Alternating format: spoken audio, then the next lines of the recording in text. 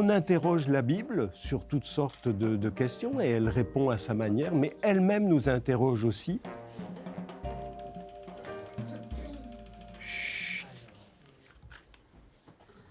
Tout le monde est prêt? Philippe Lefebvre, ancien élève de l'École normale supérieure, vous êtes titulaire de l'agrégation de lettres classiques, puis vous vous lancez dans la théologie et entre les deux, vous rentrez chez les Dominicains en 1991, je crois. Vous avez enseigné dans différents séminaires et en 2005, vous êtes nommé professeur en Ancien Testament à l'Université de Fribourg, dans laquelle vous enseignez toujours. Vous êtes membre de l'école biblique de Jérusalem. Vous avez aussi été nommé par le pape en 2021 membre de la commission biblique pontificale pour un mandat de 5 ans. Intéressant, je suppose? Oui, très intéressant. On dit que vous êtes donc bibliste. Ça peut faire peur parfois, voire repousser. Et pourtant, vous dites volontiers vous-même que la Bible mérite d'être lue et entendue bien au-delà des cercles croyants. En plus de nombreux articles, vous avez écrit des livres parus tous aux éditions du Cerf.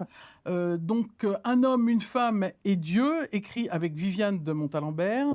Propos intempestifs de la Bible sur la famille. Là, la famille prend cher, si j'ose dire, mais c'est intéressant. Brève rencontre. Il s'agit ici de personnages de la Bible dont on pourrait croire qu'ils sont sans importance, et pourtant, on va s'en tenir là. Dans ce dernier livre que je n'ai pas encore présenté, parce que je pense que c'est un livre très particulier pour vous-même d'abord, dans la façon dont vous l'avez écrit, j'allais dire avec votre peau, si je puis me permettre. Ce titre, Comment tuer Jésus, avec comme sous-titre Abus, violence et emprise dans la Bible. C'est en 2021 que vous écrivez ce livre, alors qu'en 2006, vous-même, vous êtes tout d'un coup pris dans une aventure à laquelle vous ne vous attendiez pas. Oui. J'ai été lancé dans les fameuses histoires d'abus dont on parle beaucoup et dont on parlait peu à cette époque-là. Et tout a commencé d'ailleurs parce que je suis revenu sur les écrits d'un thérapeute ou soi-disant tel, et j'ai écrit, qui était prêtre aussi, et j'ai écrit un petit article de réaction, mais voilà, j'ai fait mon boulot de prof et un petit article sur cet auteur qui se disait thérapeute. Et en faisant paraître cet article, j'ai eu beaucoup d'échos de gens qui m'ont dit « mais vous êtes revenu sur les propos de ce thérapeute, sachez qu'en thérapie, il se passe des choses d'ordre sexuel qui m'ont beaucoup affecté, etc. » Voilà. Et ça a été le début de une période de ma vie qui n'est pas tout à fait achevée, où j'ai été engagé dans l'accompagnement ou l'accueil de personnes qui avaient souffert, et puis aussi la dénonciation de certaines autres personnes. Et puis je l'ajoute aussi quand même, l'accompagnement d'abuseurs, de gens qui sont... c'est-à-dire, il n'y a pas les méchants abuseurs d'un côté et tout ça, il y a aussi des gens qui souffrent. On reviendra justement sur cette question-là. On peut quand même noter que vous dénoncez des choses en 2006, oui, et que le prêtre en question n'est jugé canoniquement qu'en 2016. C'est-à-dire, oui, qu'il a fallu déjà 10 ans, oui, il est condamné qu'en 2018. 2018, c'est impressionnant. Oui, c'est impressionnant. C'est impressionnant. Et dans toute cette période, j'ai reçu beaucoup de ces victimes qui m'ont dit « mais vous êtes la seule personne qu'on connaisse et qui s'oppose à ce que dit cette personne et surtout peu à peu à ce qu'il fait, parce qu'on a appris ces pratiques ». J'ai écrit à beaucoup d'évêques, mais qui ne m'ont pas répondu. Et puis j'ai accueilli comme j'ai pu certaines personnes, alors quelquefois par téléphone, quand on est en Suisse, c'est loin de la France d'une certaine manière, mais quelquefois aussi j'ai accueilli au couvent où j'étais des personnes qui étaient vraiment très, très mal et qui flirtaient parfois avec l'idée du suicide, etc.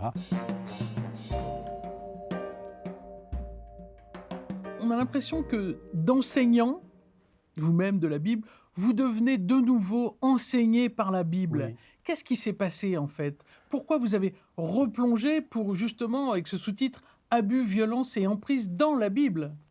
Parce que les histoires de violence, d'abus, de mainmise, de toutes sortes d'ailleurs, on ne peut pas les aborder tout seul. On ne peut pas y faire face comme ça, comme une sorte de problème comme les autres. Il faut une parole. Et moi, c'est ce qui m'a manqué, je dirais presque toujours dans ma vie. C'est pour ça que la Bible a été pour moi la découverte d'une parole. Il faut une parole qui entre dans les questions et qui dit les mots qu'il faut. Hein, et par exemple, là, j'ai lu la Bible avec cette question, est-ce qu'il y a des viols dans la Bible? Il y a beaucoup, il y a un dossier du viol dans la Bible. Et même Jésus, pendant sa passion, quand il est dépouillé de ses vêtements, en particulier dans l'évangile de Marc, les soldats s'amusèrent de lui. C'est une expression dans l'Ancien Testament qui sert, entre autres, à désigner le viol. Jésus a-t-il été violé? Peut-être ça va choquer certains. En tout cas, on peut se poser la question, évangile en main, bien sûr. Vous faites allusion au livre de Samuel, quand cette femme se fait violer, c'est Dans ça? le livre des juges. Des juges, pardon, oui. Et puis, mais il y a aussi dans les livres de Samuel, Ouais. il y a les prêtres de Silo Oui, voilà. qui violent les femmes qui viennent au temple. Il y a le viol d'une des filles de David par son demi-frère. Enfin, c'est un vrai dossier dans la Bible. Vous voyez, quand on dit « Ah, mais on ne savait pas », bah, il faut lire la Bible. Bah, dans la Bible, on sait en tout cas qu'il y a des viols et d'autres types d'abus. Et je pense que la parole biblique a été pour moi un guide, un soutien et aussi une lumière, c'est-à-dire un apport de compréhension, une aide pour comprendre ce qui se passe. Et ça, pour moi, sans cela, je n'aurais pas pu affronter ces questions et les personnes qui demandaient de l'aide. Ce livre vous a permis de libérer la parole. Mais c'est intéressant de voir aussi que des associations en France ont pris cette appellation, la parole libérée. Oui. C'est ça peut-être, être véritablement face à son humanité? Oui, oui, oui. Vous savez, le Christ, dans l'évangile de Jean, on l'appelle le Verbe, c'est-à-dire la parole qui s'est incarnée. Eh bien, je pense que la Bible déclenche ça quand on l'écoute avec vraiment le désir de comprendre, de trouver des mots à la hauteur des situations. La parole se déclenche et le Verbe se fait chair en nous. Ce livre que j'ai écrit, c'était peut-être un des moments les plus noirs, les plus sombres de ma vie. Donc j'avais fait une déposition devant la SIAZ. Dès le lendemain, j'étais aux urgences à l'hôpital pour un problème. On ne savait pas d'où ça venait, mais c'était assez grave. Et depuis, d'ailleurs, je n'ai pas arrêté. Mais en fait, ça a été une thérapie d'écrire ce livre. La parole que j'ai essayé d'arpenter, d'écouter pour comprendre mieux, pour mettre des mots sur ce que nous avions vécu, des victimes et moi, en l'occurrence. Et la Bible m'a répondu abondamment. Et vraiment, moi, je l'ai vécu, cette écriture, comme une thérapie. Mais on parle de Dieu thérapeute, quelquefois, déjà dans l'Ancien Testament. Oui, je l'atteste.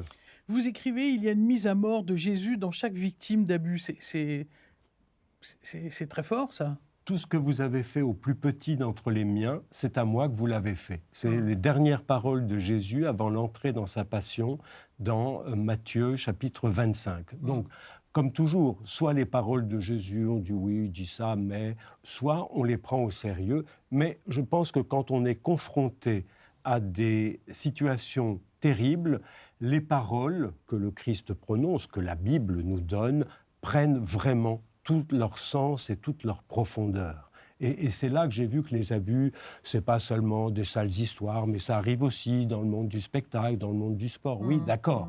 Mais enfin, dans l'Église, c'est les plus petits d'entre nous qui sont, comme le dit le Christ à ses disciples plusieurs fois. C'est eux qui me représentent. Jésus prenant un petit enfant, le mit au milieu de ses disciples et il dit, celui qui accueille cet enfant, c'est moi qui l'accueille. Donc, soit c'est des fariboles, et puis on peut toujours dire, oh, il a dit ça, mais c'est un oriental, il exagère un peu. Soit on le prend au sérieux, et ça change tout.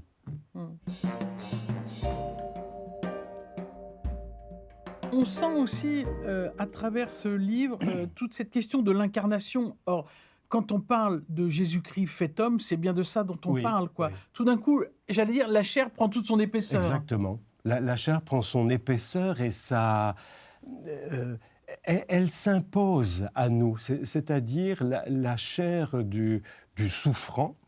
C'est une banalité dans nos milieux, mais quand on le vit vraiment, de la personne qui souffre en particulier, bah oui, c'est le Christ qui est là. C'est pas, c'est ce que dit Jésus-Christ, mais à plusieurs reprises. Et quand il parle à ses disciples, Jésus, comme, j'allais dire, support de son enseignement, il prend très souvent des gens comme ça de passage qu'on n'aperçoit pas. Jésus est au temple un jour, les disciples font sans doute de la piété dans un coin, et c'est très bien. Il y a des gens qui mettent de l'argent dans le tronc du temple pour faire marcher le temple, et c'est très bien aussi. Et Jésus voit, il est le seul à la voir, une veuve qui n'a que 2 petites pièces Mmh. qu'elle met dans le tronc. Et il appelle tout de suite ses disciples en disant, regardez, elle a mis en grec olon ton bion, sa vie tout entière. Mmh. C'est juste avant la Passion où Jésus va aussi donner sa vie tout entière Mmh. pour nous et pour notre salut. Donc il a vu une comparse, quelqu'un à laquelle personne ne fait attention, et qui est comme lui, qui donne sa vie dans l'indifférence générale. Et je pense que la Bible, c'est ça que ça nous fait découvrir. C'est la lumière sur ce que le monde ne voit pas ou cache. Mmh. Les petits personnages qui ont tant Oui, d'importance, exactement. hein. Alors, dans les histoires de viol, dans la Bible, vous citez aussi qu'il y a souvent 2 grands absents, c'est-à-dire Dieu et la femme, elle-même qui souvent n'est pas nommée, elle n'existe pas. Bah, Dieu est absent dans l'esprit de ceux qui regardent ça de loin et qui essaient de régler l'affaire ou de ne plus en entendre parler. Mais il est au centre, évidemment, justement. L'absent, la victime qu'on met aux abonnés absents, c'est Dieu C'est qu'on met Dieu, aux ouais, abonnés ouais, absents. ouais, Donc, ouais. en fait, il est présent. Et c'est pour ça que ces textes reviennent incessamment, des textes de violence, où on se dit, tiens, le plus faible, le plus pauvre, le plus oublié, bon, on se dit, bon, c'est une histoire comme ça, il y a ça aussi dans la Bible, mais passons à autre chose qui va être apparemment plus théologique et plus noble. Ben non, c'est ces textes-là qui nous attendent les premiers, hein. Et je pense que dans les récits de passion, j'ai essayé de le montrer un peu dans certains livres. J'avais écrit aussi au CERF un gros livre sur les livres de Samuel et les récits de résurrection, où on voit que dans la passion du Christ, les plus petits et les plus bafoués dans l'Ancien Testament, par bien des allusions, sont présents dans cette personne du Christ. En fait, la personne du Christ, c'est l'asile, on pourrait dire, des plus faibles. Mmh.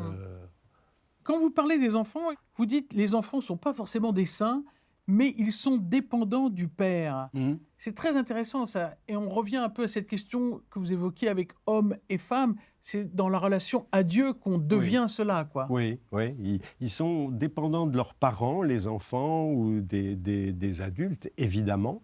Et donc, c'est la meilleure image pour Jésus, à plusieurs reprises, de cette dépendance du Père. Alors, le mot peut faire peur, dépendance, mais ça veut dire qu'on ne vit pas s'il n'y a pas le Père. Et c'est ce que dit Jésus à tout moment dans l'évangile de Matthieu. Je te bénis, Père, Seigneur du ciel et de la terre. Ce que tu as caché aux sages et aux savants, c'est aux petits que tu l'as révélé. Et quelquefois, il y a des sages et des savants qui sont des petits. Et puis, il y a des sages et des savants qui savent tout sur tout. C'est moins intéressant. Mais Mmh. je pense qu'il y a ce visage du Père qui justement va apparaître dans ces moments où on est démuni, où on est broyé. Qui s'en soucie? Qui le voit? Qui en tient compte? Le Père, évidemment. Mmh. Quand vous parlez de l'esprit de prophétie qui pousse à parler vrai, je me suis dit: «Ben, voilà, ceux qui ont parlé avaient sans doute cet esprit de prophétie reçu au baptême», Oui, comme vous bien dites. sûr. C'est grâce à eux que beaucoup de choses, et ça je le pense beaucoup, seront pardonnées par ces gens-là, parce qu'ils ont vécu, enduré et par ce qu'ils sont, qu'ils soient croyants déclarés ou plus, ou etc. Mais il y a des personnes comme ça qui qui emporte tout, heureusement, dans la vie. Vous avez fait allusion tout à l'heure justement aux victimes, mais aussi aux abuseurs, dont certains vous ont écrit qu'ils étaient libérés que vous ayez pu parler, parce que même du coup libérés d'avoir été dénoncés. Mais quand la Bible fait la place aux plus petits, aux plus faibles, quelle est la place de l'abuseur? Est-ce que dans la Bible, l'abuseur a sa place et est-ce qu'il est sauvé aussi? Il y a le salut pour tout le monde. Dans l'évangile de Luc, le type crucifié à côté de Jésus, il y a 2 hommes crucifiés à côté de lui, hein, dans l'évangile de Luc, Luc 23. Et il y en a un qui se moque de Jésus, qui lui dit: «Mais si tu es vraiment le Fils de Dieu, sauve-nous, et Mmh, toi mmh, et nous mmh. avec toi.» Et l'autre dit: «Mais tais-toi, nous on sait pourquoi on est là.» Donc c'est pas des enfants de cœur apparemment. Mmh. Et ce qu'ils ont fait, apparemment, ils méritent d'être en croix selon les critères de la justice de leur époque. Et il y a avec ce deuxième, donc qui n'est pas du tout un enfant de cœur, on ne sait pas trop ce qu'il a fait, mais apparemment c'était quand même pas des choses entièrement recommandables pour être condamné à mort comme il l'est. Et il y a cette conversation avec Jésus au dernier moment, et Jésus: «Aujourd'hui tu seras avec moi au paradis.» Santo subito, il est tout à fait crédible, celui-là. Et donc ça veut dire, il n'y a pas de... Tout n'est pas perdu, Pour aucun de nous. pour aucun de nous. Mmh. C'est-à-dire, si il y a cette flamme de vie en disant: «Oui, j'ai fait ça, est-ce que quelqu'un peut m'aider ou me prendre?» Voilà, c'est ce qui se passe avec cet homme. Et on peut dire, il y a beaucoup dans les évangiles de tous ces gens, vous voyez, quand Jésus admire la foi de ceux qui l'approchent, c'est presque toujours des païens. J'ai envie de dire, quand même, voilà, des gens qui n'ont pas tous les critères, si on veut, qui constituent la foi comme nous l'entendons, mais qui ont compris quelque chose de Jésus et qui en tout cas cherchent la vie. Bon, et Jésus admire: «Grande est ta foi, dit-il à la Cananéenne», Matthieu 15, «que tout se passe comme tu veux.» Et c'est vraiment culotté de dire ça, Mmh. puisque Jésus, comme tu veux, il emploiera cette expression uniquement à Gethsémani pour son Père, dans le même Ouais, évangile ta volonté, ouais. de Matthieu. Mmh. Et donc ça veut dire qu'il a reconnu dans les paroles et l'attitude de cette femme quelque chose qui vient de son Père. Donc ça veut dire, c'est ouvert. Il y a plus de vie et plus de salut peut-être que nous croyons, et là où on ne l'attend pas. Est-ce qu'il n'y a pas déjà quelque chose de ça dans les psaumes? C'est-à-dire où, parfois on va crier, sa haine peut-être de l'autre, «Tue-le, voilà, mes ennemis écrase-les» et puis après tout d'un coup, il va y avoir: «Mais toi Seigneur, tu es là», quoi. Oui. Il y a déjà quelque chose de notre humanité qui est toujours un peu à la fois ambiguë, mais, offerte devant Dieu, on peut tout d'un coup trouver la paix, quoi. Oui, et puis on peut venir devant Dieu quelquefois avec sa haine. Je suppose que quand on est depuis des mois sous les bombardements Mmh. d'un ennemi quelconque, on a le droit d'avoir de la haine, surtout quand on a vu mourir des membres de sa famille et des enfants, évidemment. Mais Mais qu'est-ce qu'on en fait? eh bien, voilà, qu'est-ce qu'on en fait? Les psaumes nous le disent. On vient à Dieu avec cette haine, Mmh. si on ne peut pas faire autrement. Et il y a des moments où ça se comprend qu'on ne puisse pas faire autrement.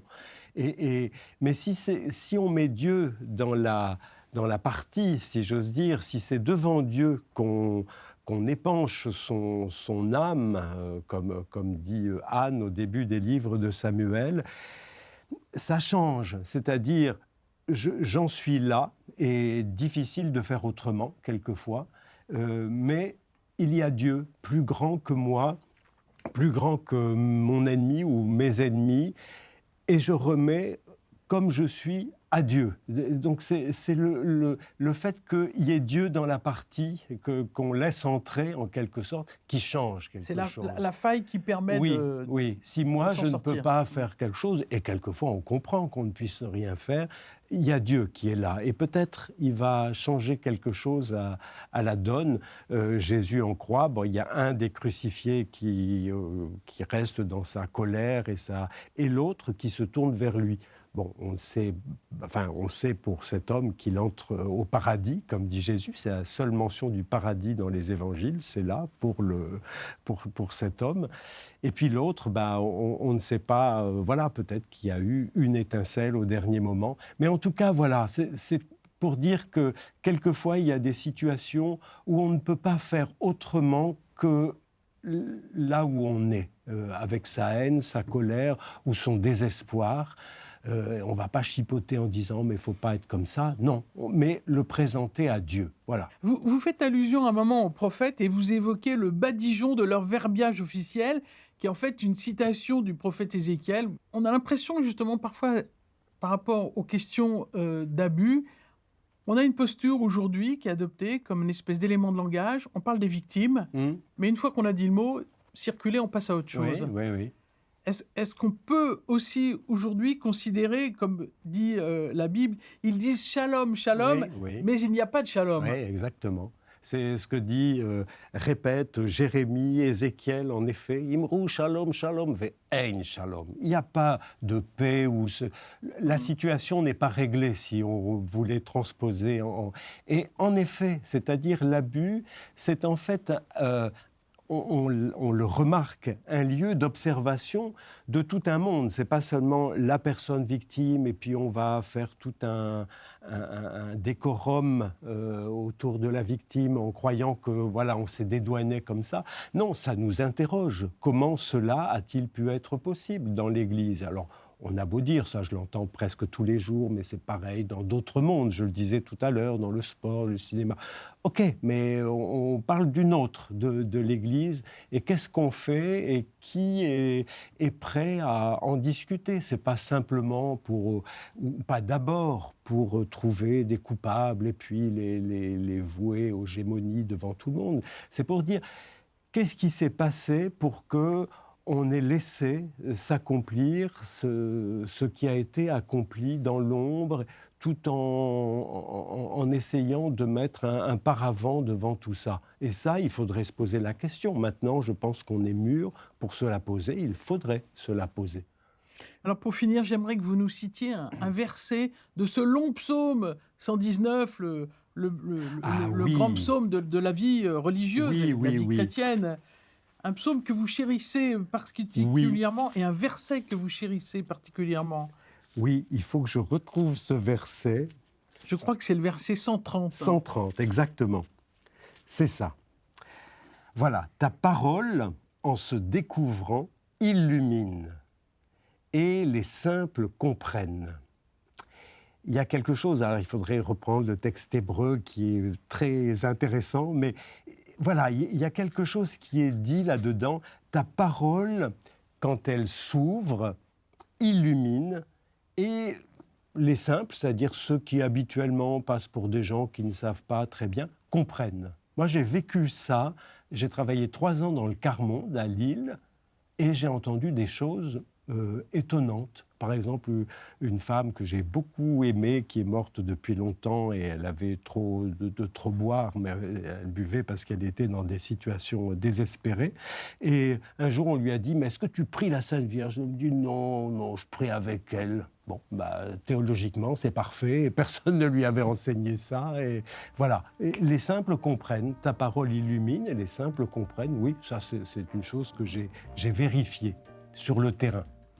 Merci frère Philippe Merci à de vous. nous ouvrir les yeux un petit peu sur la Bible qui, comme vous le dites, est sans doute est un livre auquel on peut accéder plus facilement qu'on ne le croit.